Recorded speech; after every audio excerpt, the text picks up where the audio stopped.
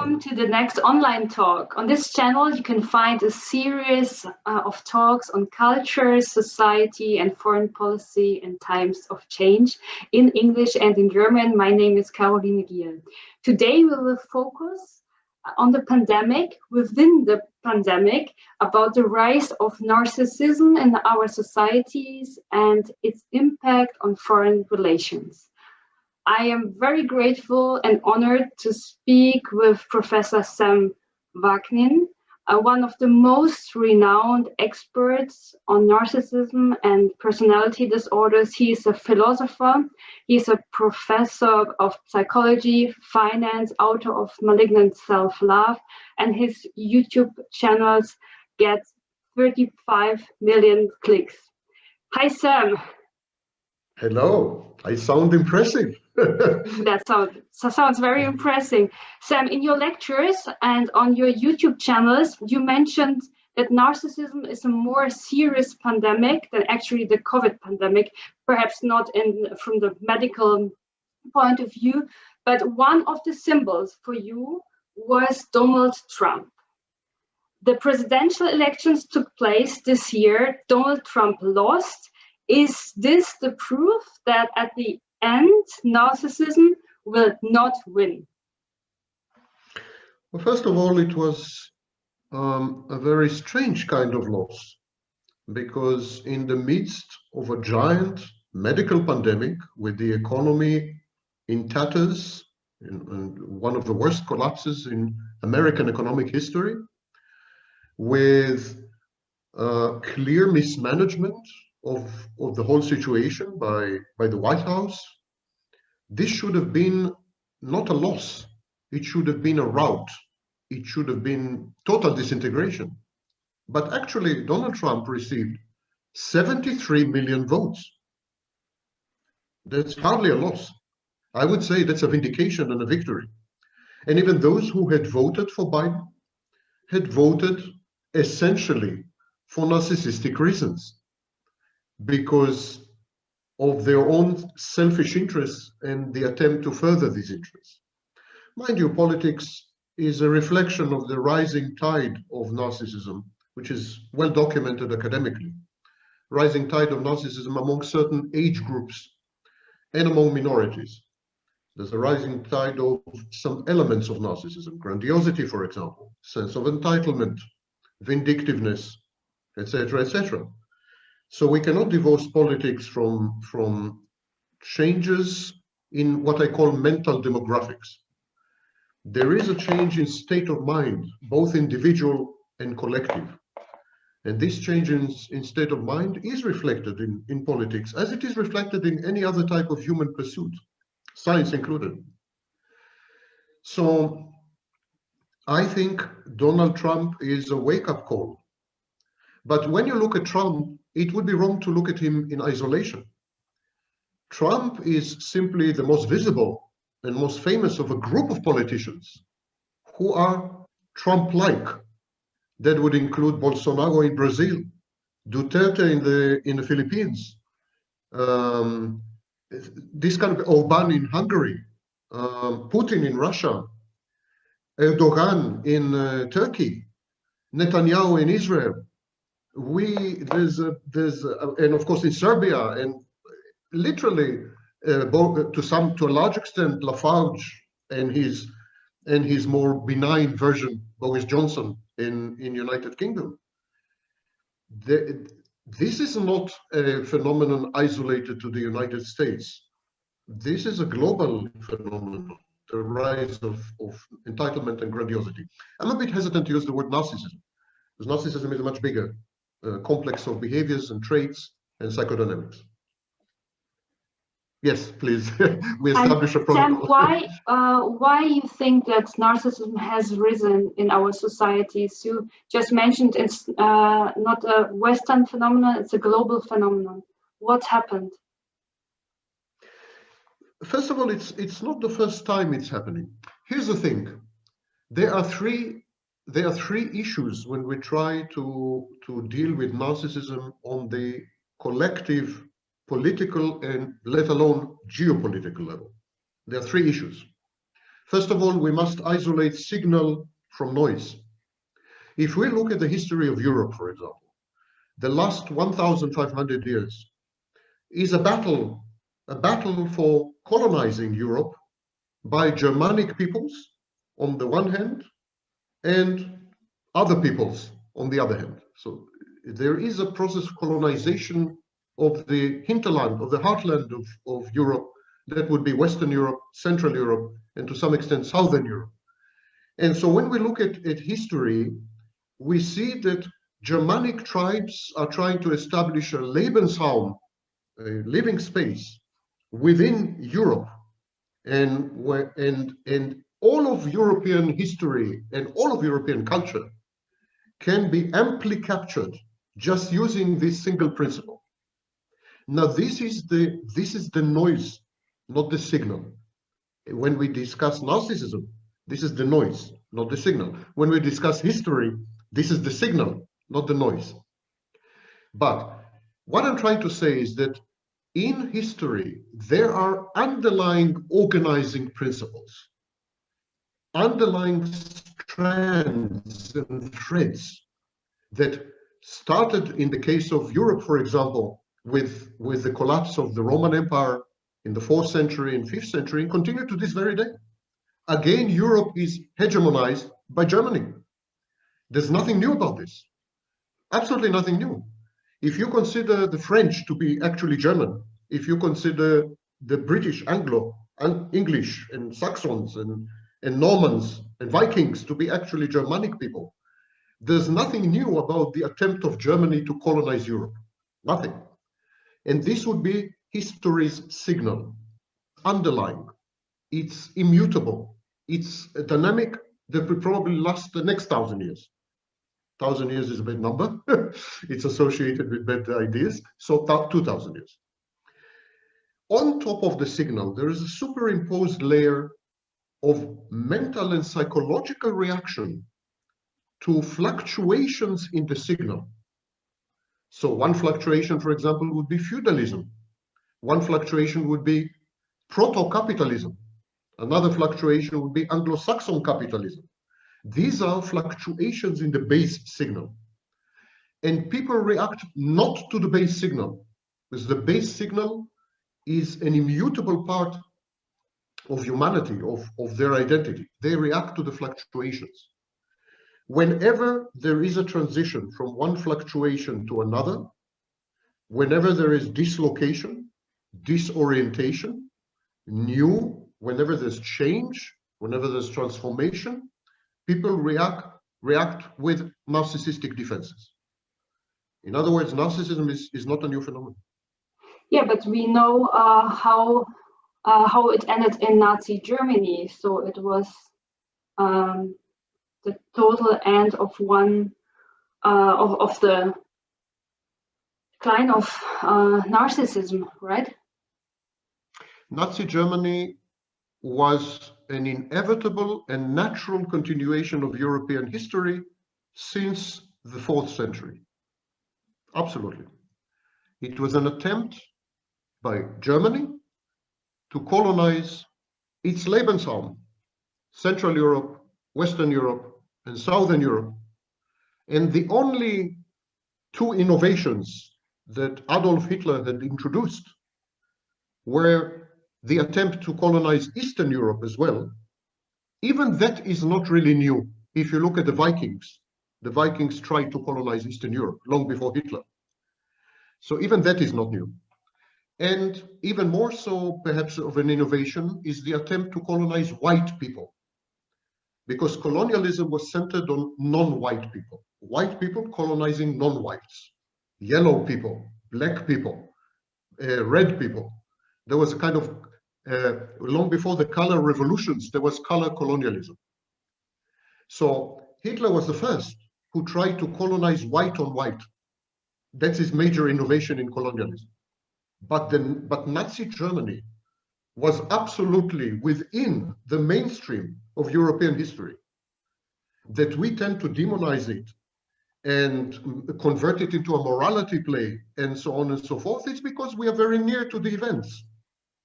Where in the 19th century, Napoleon was demonized, and Napoleonic wars were cast in terms of a morality play, you know, especially by the British.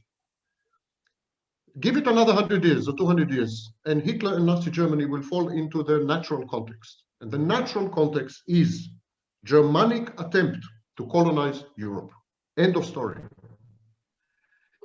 German tribes and German peoples. You mentioned innovation. What's different now? I mean, now we have acceleration because of social media and technology. Is it like the new phenomenon within the history?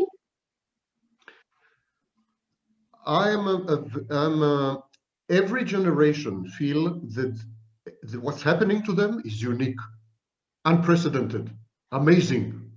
But it's not true, of course. It's simply not true. Narcissistic reactions, grandiose reactions, reactions of entitlement, reactions of exclusion of the other, identity by opposition, defiance, hatred of authority, undermining of institutions, ignorance elevated to an ideology, rejection of expertise and knowledge, and ultimately rejection of religion because it embodies all this. It embodies authority and institutions and everything. This is nothing new. Nothing new.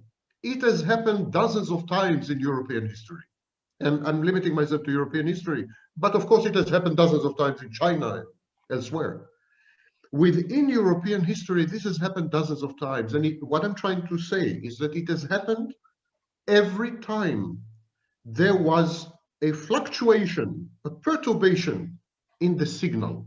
Signal is permanent, stable, and constant. The fluctuations are in how we organize the means of production. Marx had a lot to say about this, in how we organize society, in how we organize knowledge, and how we treat it, how we perpetrate it and perpetuate it, in our relationship with religion, in our relationship with institutions, rise in individualism versus decline in collectivism, and then correction, rise in collectivism versus decline in individualism. These are fluctuations. They're minor. They're not permanent. They vanish. But whenever there is such a fluctuation, we react with narcissism. It's a law. It's almost a law of physics. It's almost a law of nature, of human nature. Why? Because narcissism is a double defense. It's a defense against reality. In other words, it impairs reality testing. It's a retreat to fantasy. It's a retreat from reality to fantasy, unbearable reality, frightening reality, threatening reality, unpredictable, hostile, change, transformation. People hate, people love, people seek stability and safety. So it protects from reality and it negates. Narcissism is an antidote to feeling that you are a speck of dust, that you are nothing, swept in the giant river of the change that is happening. To counter the feeling that your locus of control is external, that your life is not your own, that you don't make any decisions really, that bigger forces determine your fate, your destiny, and your family's fate and destiny. To counter this intolerable realization, narcissism, this is narcissism. Narcissism in an individual is created when the individual is subjected to a total loss of control as a child, when the individual is traumatized and not allowed to create boundaries with a dysfunctional parent, then the individual reacts with narcissism. Similarly, when you live in a period, in an era in history, where you feel that you have no voice, no decision-making capacity, that you are swept in giant torrents of historical change and transformation and so on, you would react. You would react with narcissism exactly as a child reacts to the impersonal forces of the bad, dysfunctional, abusive, malicious parents. The child So do you perceives the see self. this threat even enhanced because of the COVID pandemic? You mentioned social media and you mentioned the COVID pandemic. These are equally pernicious phenomena. The COVID pandemic looks very important and big and looming and catastrophic. And of course, in every period in history, when people went through pandemics, they reacted the same way. We have writings from the 14th century with the Black Death, where people reacted the same way. They felt that it's a major calamity. It's nothing. COVID is nothing. COVID is a blip. Compared to other pandemics, it's definitely nothing. So it's a blip. It didn't change anything. The period is too short. Social changes don't happen in 10 months or 10 years, very rarely in a century. So nothing changed. What COVID had done, it froze the scene. It simply, it's like someone pointing a gun at you and says, freeze.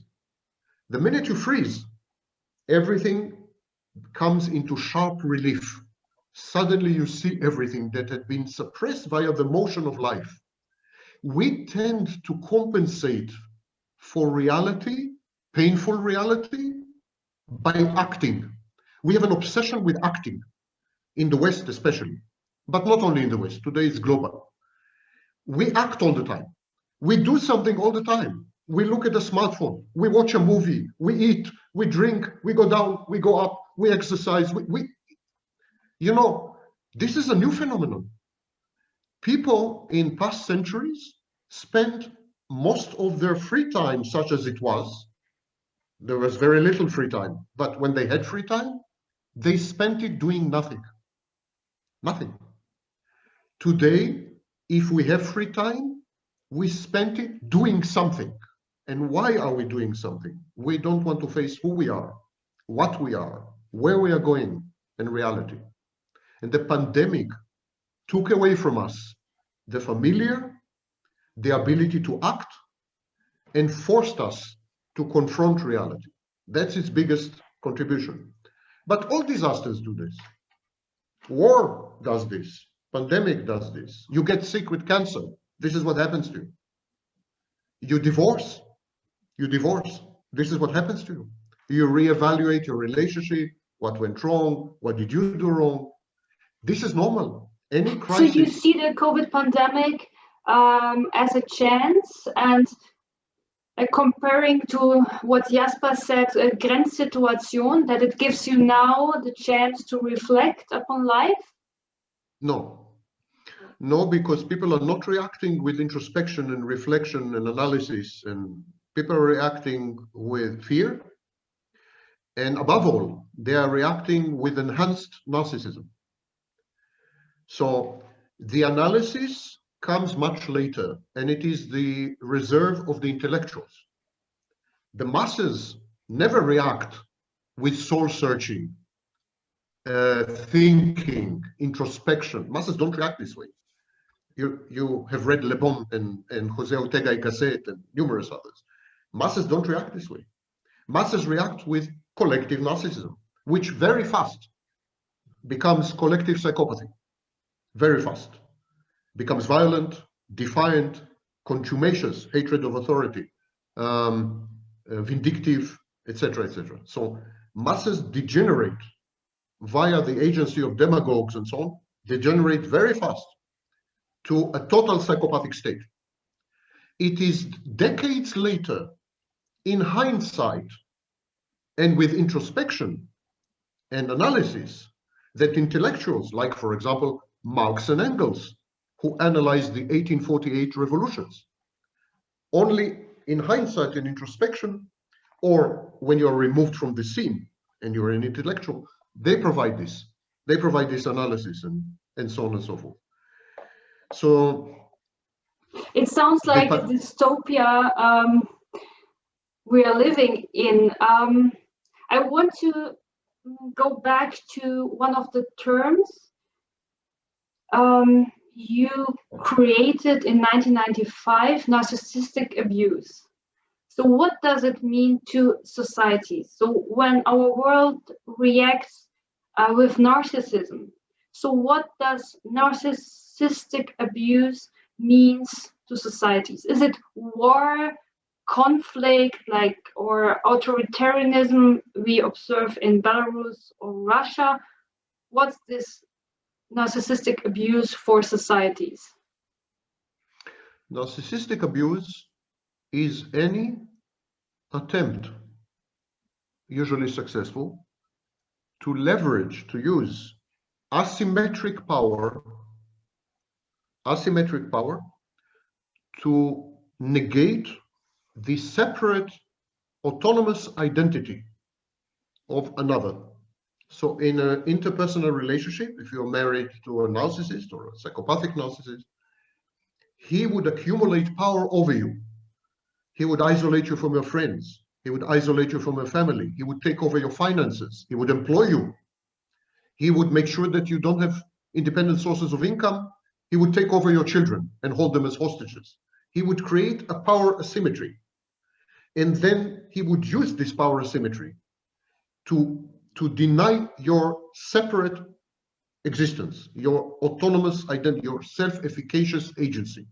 He would render you an extension, zombified extension of himself. He would remove your personal autonomy and, of course, your identity. And he would also induce in you psychological effects and processes such as dissociation, so that, for example, you lose many of your memories, and without memories, there's no continuous identity.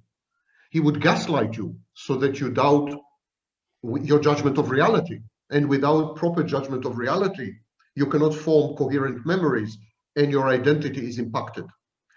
Narcissistic abuse is the use of asymmetric power to counter, negate, vitiate, and destroy another person's identity.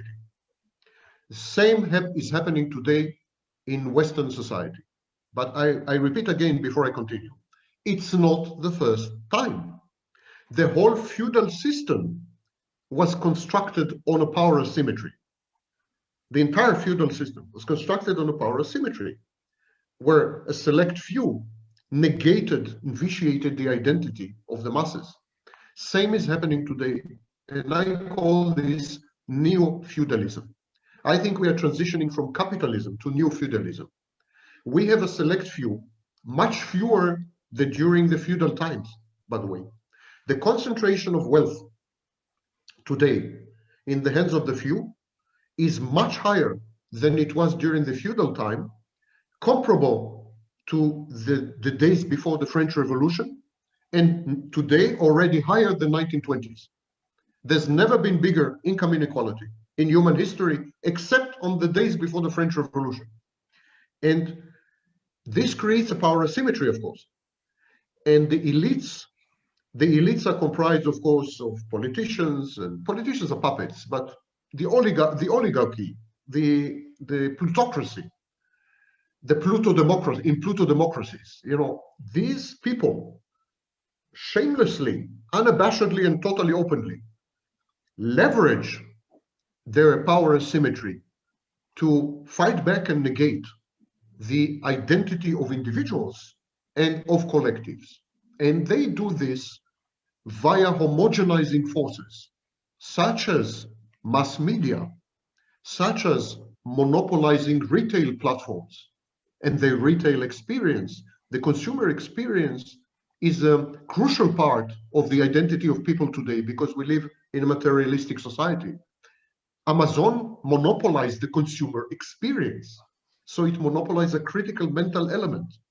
So we have a situation where our identity is being deliberately, intentionally, and this is not a conspiracy theory, I hate conspiracy theories, but it's an observation, deliberately and intentionally erased, our identity is erased by self-interested elites who had monopolized power beyond the wildest dreams of humanity. But there's one major difference here.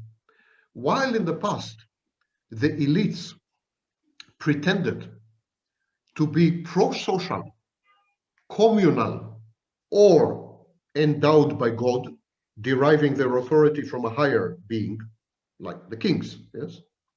Today, the elites are unashamed. They make use of fiction like the American dream to justify their unconscionable behavior, which is utterly psychopathic. These are psychopaths. But you mean elites, like global elites, or in certain countries? The 10,000 rich people who control 52% of the GDP of the world. Simple. 100 people in the United States control more cumulative wealth than all the blacks, all the Hispanics, and 15 million whites. 100 people, not families, 100 people, individuals. Never been something like that. The thing is that in the past, these 100 people, they would tell you all kinds of stories, how they're doing it in society's favor and how they are actually very charitable. But today, it's open. They brag, fake it till you make it. There are coaches who teach you how to join their ranks by being psychopathic, in effect, by lying, by faking, by stealing, by backstabbing, in other words, psychopathy became the ideology of neo-feudalism. Neo-feudalism goes with a psychopathic ideology. And the masses subscribe to this ideology. The masses love this ideology and subscribe to it because of two lies. One, the ideology claims to be blind. In other words, your origin, your birth, your family, your initial wealth, your initial access to education and healthcare shouldn't matter. Social mobility is total. You can start from zero and be a hero. That's, of course, nonsense. But it's not true. Not true. Numerous sociological studies have shown that the lowest social mobility among industrial nations is in the United States, actually. People cannot move. If you're born to the proletariat, you will die, probably even poorer than your parents in today's generations. So this is lie number one. And lie number two, you don't need much to make a fortune, because you don't need really to invest and to study and to, so it's like, it's magical thinking. The ideology, psychopathic ideology, contains magical thinking. It's like formula. You know, in classical magic, in witchcraft, in classical magic in Europe, in medieval Europe and so on, you needed to know formulas. You needed to repeat some words, and if you repeated them correctly, you changed the world. You had an effect on the world. It's the same in neo-feudalism. If you say the right things in a job interview, you will get the job. If you repeat these formulas, you will get the girl. If you repeat many of these formulas, you become rich. It's the promise of magical thing. It's a form of magic. It's psychopathic magic. This is the new world we live in. It's a total retreat to the Middle Ages. And when you, just with your permission, one more observation. When you mentioned cyberspace, social media is an element of cyberspace. And by the way, there's been social media from the second cyberspace was invented. There was IRC, there was ICQ. These were platforms with millions of people corresponding, interacting, long before social media. So cyberspace. Cyberspace, we went back to the Middle Ages. We are now going to have feudalism. We're going to have magical thinking, magic, feudalism, magic. What's missing? What's missing is heaven and hell. Heaven and hell. Here you are. Cyberspace is heaven. It's heaven. That's the equivalent of the medieval heaven. That's the kingdom of heaven, cyberspace. It provides you with an afterlife, you know, and it's also a kind of the place where all your wishes essentially can come true. You can pick up the formulas, you can become rich, you can become famous, instantly famous, you can have 35 million views. See? You know. So you're in heaven. But there's heaven, I was thinking about that if cyberspace is a real heaven. I mean, you're absolutely right that you have all the choices. You can find everything. It's you can spend hours, years in the internet. but there is still death. So there is a limit. It's not heaven. We are not immortal by being in this cyberspace. Not if you read the texts written by tech wizards and tech gurus, because they claim that digital information is immortal. It will live forever. There's a whole philosophy around cyberspace that digital information is replicable forever, and therefore is immortal, not perishing, etc., etc. There are even websites dedicated to immortalizing the web, like the Wayback Machine on archive.org.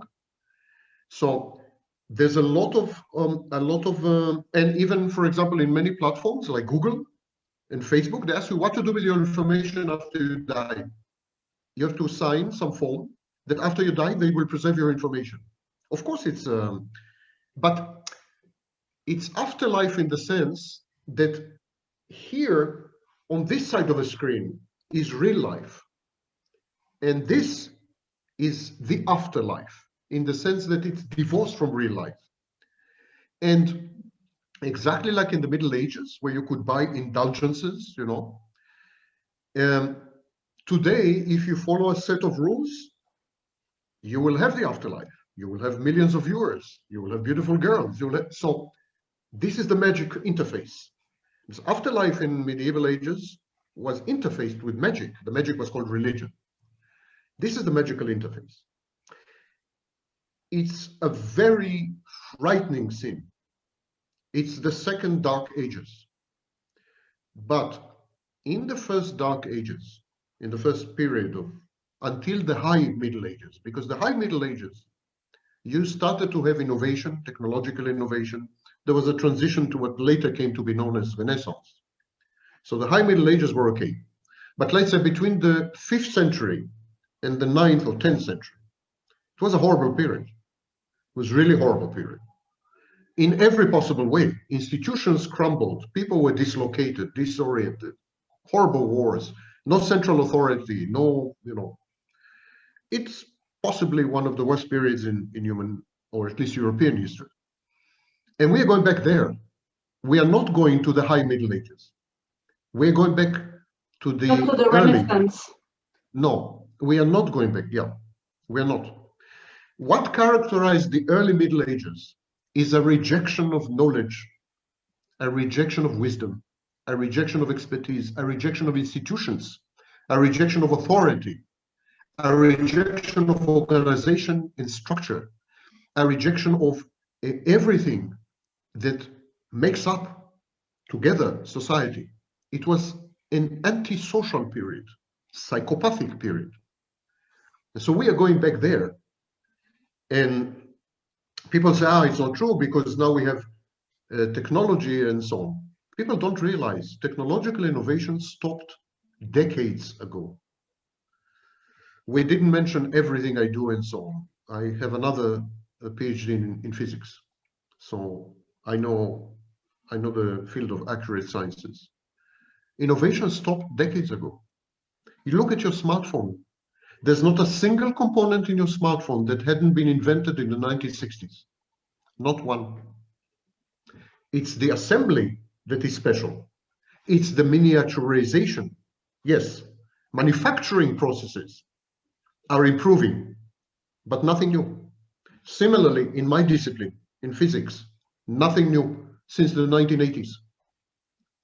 In psychology, nothing substantially new since, depending how you want to define it, since the 1990s. We are dead in the water as far as innovation, new knowledge generation and formation, discoveries. We're dead for decades now. For decades. But what is your answer then?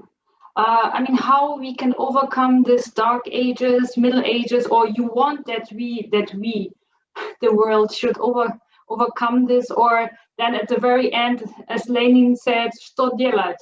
What to do? I started the conversation by implying that geography determines history. And I mentioned the Germanic tribes who are fighting to colonize Europe and have been fighting for 1,500 years to colonize Europe in a variety of ways, with weapons, with contracts, with doesn't matter which way. So geography determines history, and history determines character, and character determines destiny. People are derivatives of context, social context, cultural context, historical context, and so on and so forth. So narcissism is not a phenomenon that is divorced from context. One of the big sins of psychology was individualism, the concept of the individual, the concept of the personality, of totally fictitious, self-sufficient container called human being or person. It's nonsense, of course, unmitigated nonsense. So we need to go through these phases. These are phases of rearrangement, disassembly and reassembly, deconstruction, if you wish. We need to go through these phases. It doesn't make them, though, pleasant, and doesn't make me less frightened. But it's inevitable phase. And we will go through this phase. I just hope it doesn't last 500 years, like the early Middle Ages. We'll go through this phase and we will emerge. And when we emerge, narcissism will decline, innovation will rise, respect for knowledge will increase, and everything will restart. Again, within the framework of geography and the immutable signal of history. So I'm a deterministic. As far as history, I'm a determinist. As far as human reaction to history, I'm a determinist. There is nothing new under the sun, to quote the Bible. Nothing. Narcissism is a new name for a very, very old phenomenon. The New Testament describes the best text on narcissism ever written was Timothy in the New Testament. Best ever, you know. And there was. So you have to quote for us. Well, it's a bit long, but he says people will be proud. People will be. I mean, it's the best text, and that was 2,000 years ago. So nothing new under the sun. We have to accept these cycles, these inevitable cycles. Where rebellion against these cycles is futile, like in the movie, resistance is futile. And it is this rebellion that creates all the friction and the violence and the aggression and the dysfunction and the mental health illness and so on. Mental health illness is context dependent. That's why my philosophy is what I call nothingness. It's a philosophy, it's a Gandhian philosophy of non-resistance. Simply non-resistance. I think you can reduce 99% of mental illnesses, with the exception of biochemical illnesses like schizophrenia or depression. 99% of other illnesses, you can reduce them to futile resistance. Simply. Stop to resist and you will heal mentally. Learn, like Rudyard Kipling said, learn the distinction between what you can change and what you cannot change. Isn't it too passive? Yes, totally passive. Active is a modern Western concept. It doesn't exist with the majority of humanity for the majority of history. To be active. It was frowned upon in the majority of European history. It is still frowned upon in China, in India, in Africa, in the Middle East. To be active goes hand in hand with malignant individualism, which is an Anglo-Saxon invention. It's new. All this is new. You were not expected to be active. In the time of religion, it was called not to defy God. You should not defy God. This is God's plan. History is God's plan. You're trying to interfere with it, you know, you are disobeying God. So this was their way of saying resistance is futile. Don't fight, you know, things that are bigger than you. The minute you stop resisting, the minute you stop fighting, you restore inner calm and inner peace, and a lot of mental illness symptoms disappear.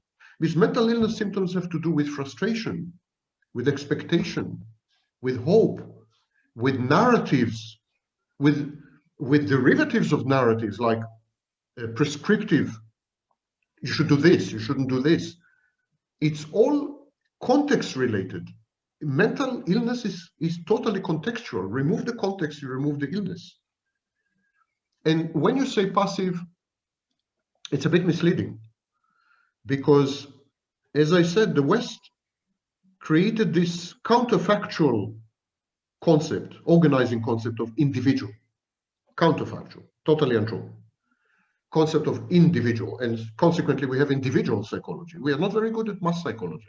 We don't have so many writings on collective psychology. It's all about the individual. So because we created this, we created the illusion that the individual possesses powers and capacities that are independent of anything and anyone. And if he doesn't or she doesn't use these powers and capacities, it's a dysfunction. It's a pathology. To be passive is not to renounce your agency or to renounce your ability to act or your self-efficacy. Is to regain the ground of reality, to regain reality testing, to exit and quit fantasy, to renounce delusions, to resign from all the narratives, all of which are counterfactual, to simply be with open eyes, not eyes wide shut, open eyes. Which can be also brutal. I mean, it's facing mortality, it's facing fears, it's facing destiny, in also like bad things happening in life, like this authentic life. Acceptance of reality restores calm and inner peace. Any Indian guru will tell you this. Acceptance of reality. It is the battle with reality that creates what you've just described.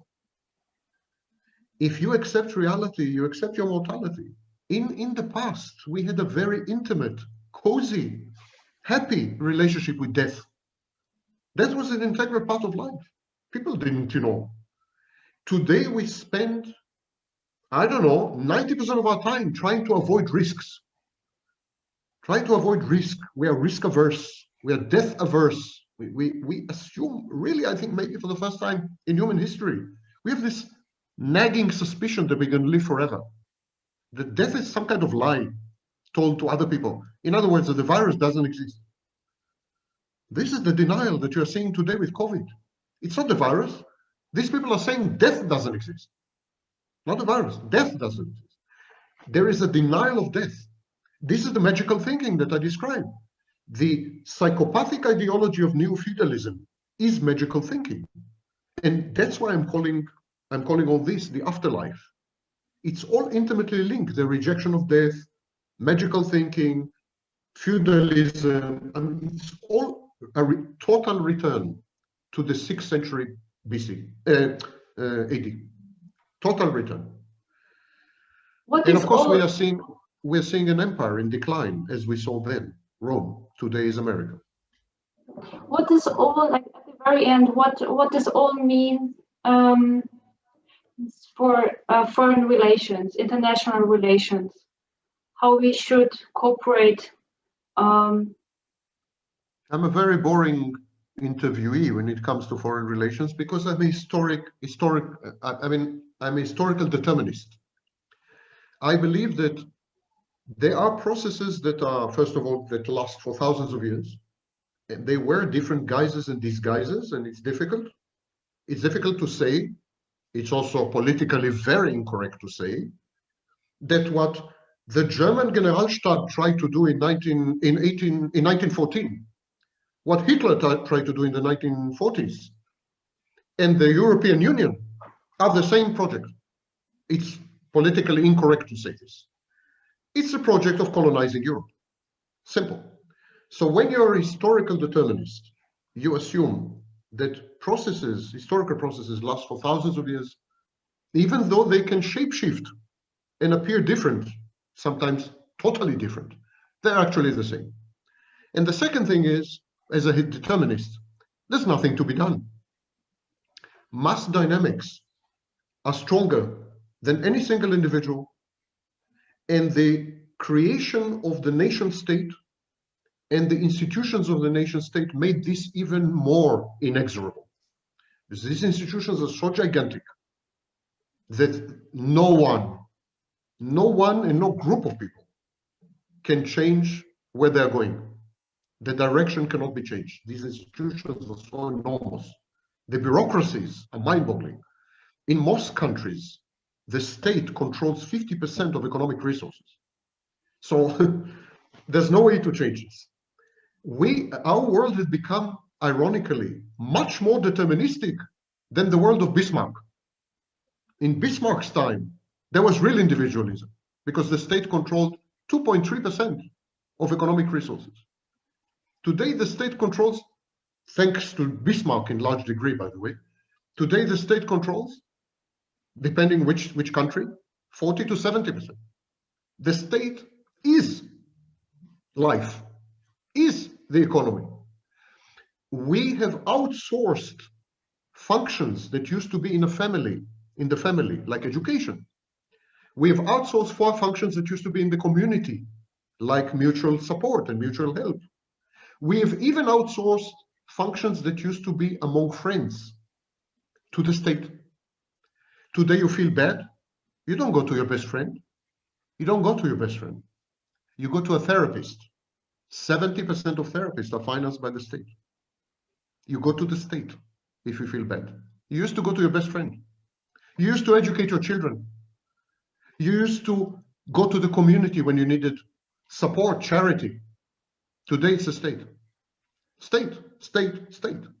So, end of story. We live in a totally determined world. And no one, and no group of people, even these changes. And because they cannot change this, the answer to your question is boring. There's essentially, I don't think there's much to be done. There's an empire that is declining and disintegrating, and COVID, one of the major effects of COVID would be to destroy the United States, the relative position of the United States compared to China. So this plague is going to destroy one empire and elevate another empire. Probably China. It's a safe bet, safe guess. But even this is going back to history, because the rise of the West, the rise of Western industrialized nations, is a blip, is an aberration. It's 500 years.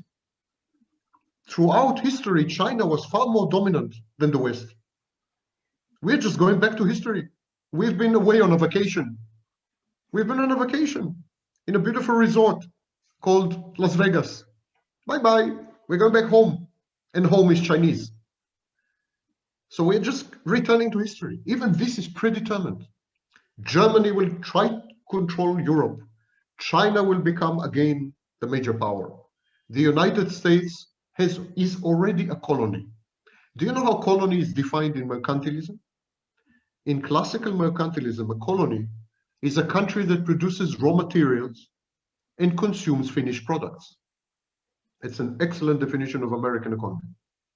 America has been a colony, never stopped being a colony, never. So it's just everything going back to normal.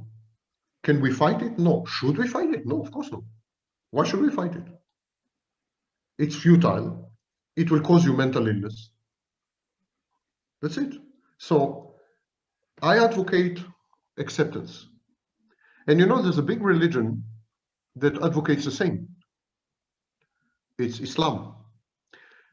Not that I'm an Israeli and a Jew, so I'm not suspect when I say this. Islam, the word Islam in Arabic, which I speak, means acceptance, in effect, submissive acceptance. Like submit yourself to accept by submitting.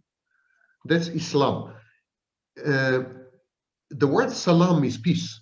So in Arabic, when you say Islam, it also means that acceptance that brings peace,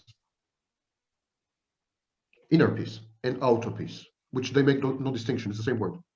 So in a way, it's, if you wish, a Muslim message. It's a message of acceptance.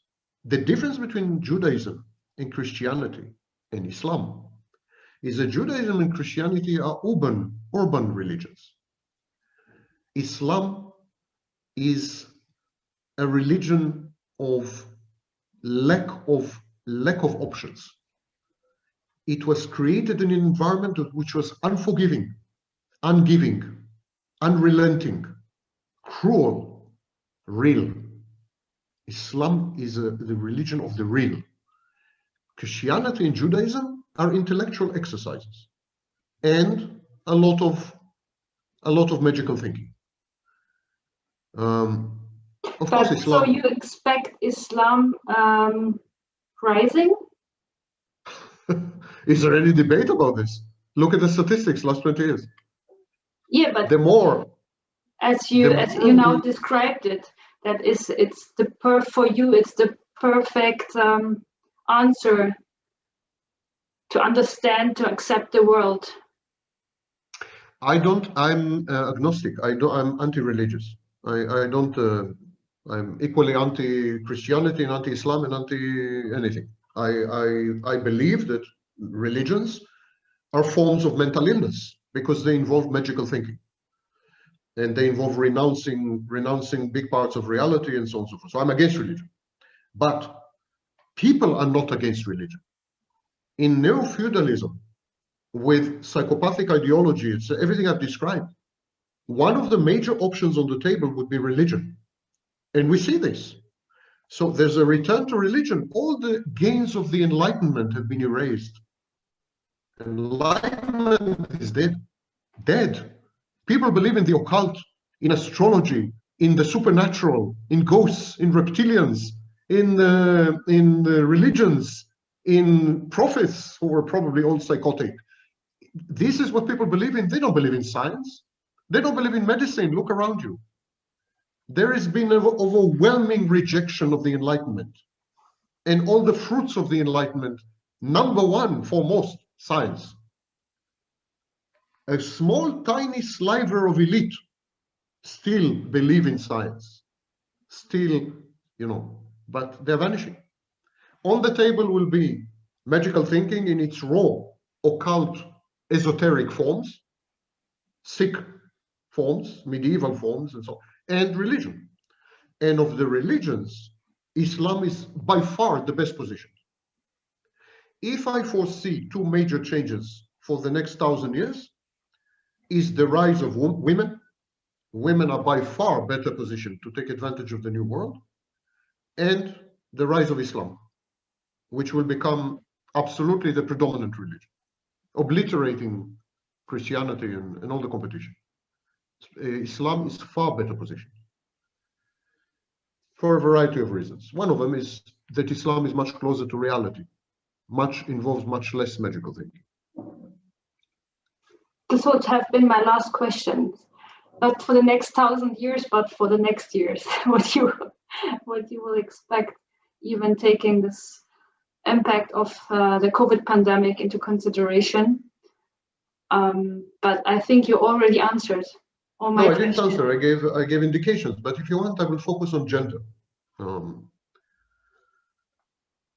Starting with the First World War, there has been a gradual, and after that not so gradual, decline in the relevance and importance of men in their control of resources, in their access to education, in their health, in everything, in all the relevant parameters. Men today are far less educated than women. They die much younger. They occupy disproportionately dead-end jobs, which involve muscle power. They're very bad at empathy. They're very bad at networking, which are critical skills with new technologies. And so there is very little doubt in my mind that within the foreseeable future, women will come to dominate. And when I say dominate, I'm definitely talking about power, and especially economic power, access to professions, and consequently politics and so on. It's a process. Of course, it's a process. It's long. Because it's a major revolution. In the agricultural revolution, men took over. Before that, most societies were more or less equal. And some societies were matriarchal, but most societies, hunter-gatherers, more or less balanced. And then in the agricultural revolution, because initially muscle power was needed, men took over. And now there's a counter-reaction, counter-revolution, and women are taking over. And women are going to leverage brain power, they're going to leverage technologies, they're going to leverage social skills, including empathy. They're going to leverage their far superior education levels, etc., etc., and they're going to take over. This is not going to go, men are not going to take this lying down. Men are not going to take this lying down. They're going to develop a minority mentality. And where women started to develop a common mentality 200 years ago with the suffragists, they started violently, by the way. The first suffragists were very violent women. But gradually, they kind of civilized the movement, and it became feminism and so on. Men are not going to be like that. Men are violent. Men are testosterone laden. Men are aggressive, and above all, men are psychopathic and narcissistic. So there is still hope for both of us, one of us. I think there's going to be what will define the next 50, 100 years is gender wars. Gender wars, where it will cut across races, socioeconomic classes, cultures, societies, nation states. There will be, I think this will be the defining feature in the future, gender wars. Even work from home favors essentially women, because women are home-centered. So I think gender wars, and I think, of course, men are going to lose. No doubt in my mind that they're going to lose. Take a single fact. 61% of college graduates worldwide are women. 39% are men. End of story. I don't need to go further. College degree is the best predictor of lifetime wages, longevity, health, access to political power and other power, etc. The best predictor. Now, of course, it will take 10 years, 20 years, 30 years, 40 years. It's a process, but it's very clear where it's going. Manufacturing jobs are lost. Muscles are absolutely not needed. There are alternatives even to sex and even to fertilization and even to, so let's say, biological functions can be outsourced very easily. Now we're seeing a great inversion.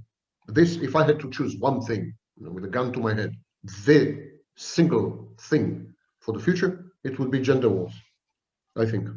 Not COVID, not narcissism, not international relations. International relations, what is there to say? It's clear what's happening. The Eurasian table is emerging, as it always did. And the North American table is declining, as it was. So there's nothing much of interest here. And within each continent, the same dynamics continue. In Europe, it's not, I mean, the new Silk Road of China is not new, of course. It's a recreation of everything. It's just reinventing the wheel. There's nothing new there. So geopolitics, no offense, is a bit on the boring side, unless you tend to focus on the details. Who did what to whom? That's gossip. That's gossip.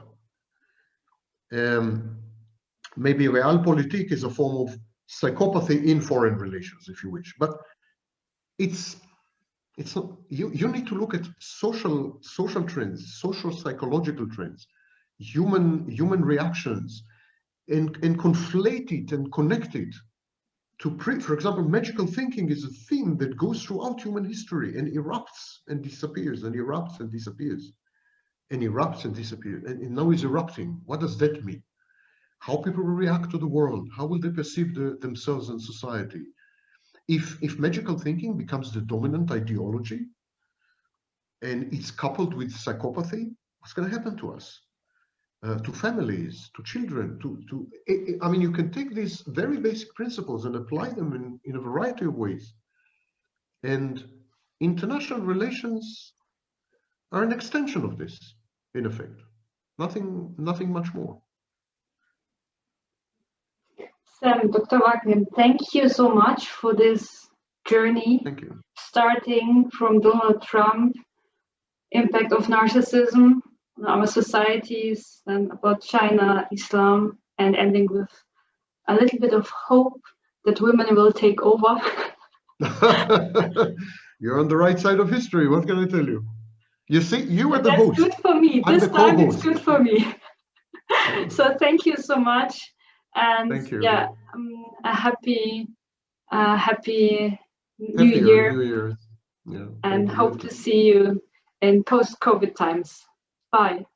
So do I. Bye bye.